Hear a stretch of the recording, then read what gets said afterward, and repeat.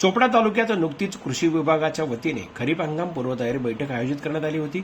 यात शेतकऱ्यांनी कापूस पिकासोबत आंतरपीक म्हणून डाळवर्गीय पिकांचा अवलंब करावयास जिल्हाधिकारी आयुष प्रसाद यांनी सूचित केलं आहे। तर कृषी निविष्ठा विक्रेत्यांनी शेतकऱ्यांना याबाबत आवाहन करावे, या हेतूने सदर बैठकीचे आयोजन करण्यात आले होते। बैठकीला कृषी अधीक्षक कुर्बान तडवी यांनी आंतरपीक म्हणून डाळवर्गीय पिकांचा समावेश केल्याचे शेतकऱ्यांना होणारे फायदे आपल्या शब्दातून विशद केले।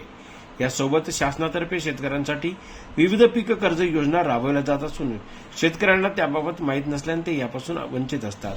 तरी शेतकऱ्यांनी या योजनांची जनजागृती करावी, कृषी निविष्ठा विक्रेत्यांनी ती काम करावं असं आवाहन लीड मॅनेजर प्रणव झा यांनी याप्रसंगी व्यक्त केलं।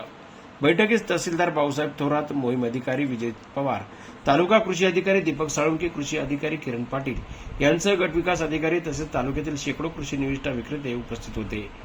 40 किलोग्रॅम प्रति हेक्टरी नत्र स्थिरीकरण होतं, म्हणजे तुमचा जो डीएपीचा खर्च आहे तो तरी वाचून जातो एक बॅगचा, म्हणजे एक बॅगच्या डीएपीचा खर्च त्या अनुषंगाने वाचण्याच्या अनुषंगाचा आहे। आणि नाही म्हटलं तरी किती बायोमास जमिनीत जातं, त्याच्यामुळे सुपीकता आणि उत्पादनतेच्या वाढी होते, म्हणजे सगळी विन विन सिच्युएशन आहे। आणि हे मी सांगत नाही, आपल्या आजी आजोबा सांगून गेले, सिद्ध करून गेले, सायन्स सिद्ध करून गेले, परंतु कालांतराने लालसेपोटी किंवा इतर बाबीने आपण त्याच्याकडे थोडं स्किप आउट झालेलो आहे।